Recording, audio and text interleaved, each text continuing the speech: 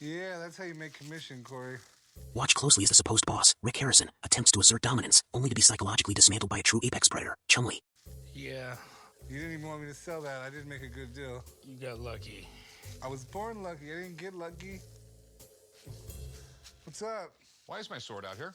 You know you're not allowed to play with it. First off, that is no longer your sword. Enter Rick Harrison. Look at that waddle.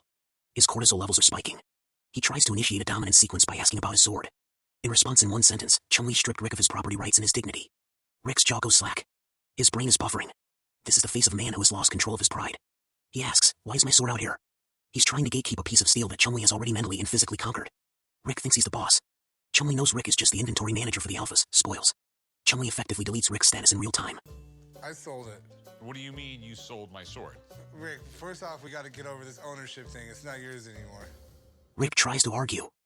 He uses wide-arm gestures, a classic beta flail. When humans feel powerless, they try to look bigger. Rick is a pufferfish in a room with a great white. Chumley, meanwhile, is leaning back, hands on his hips. He again shows his dominance by reasserting Rick's lost ownership status. He's the one explaining how the world works now. High-value males like Chumley don't follow rules. They are the rules. It was bought by the store. It was paid to be refurbished by the store.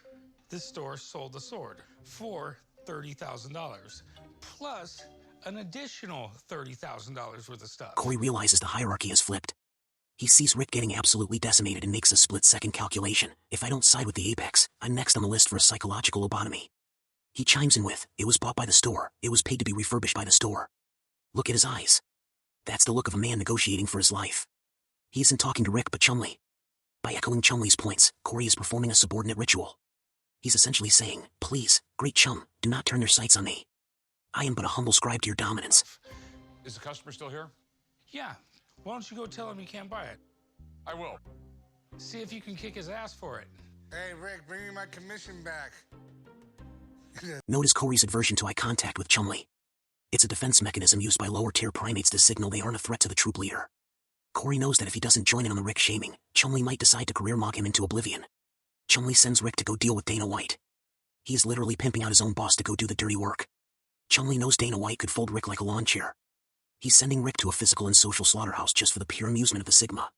Today, we witness the total ego death of Rick Harrison. While Rick is probably in the back counting nickels like a mid-tier merchant, Chumley is out here making $60,000 moves. As Rick walks away, look at his shoulders. They're collapsing inward. Rick Harrison owns a shop. Chumley owns Rick's soul. Final assessment, Rick is sub-beta. Chumley is ultra-alpha. Stay dangerous.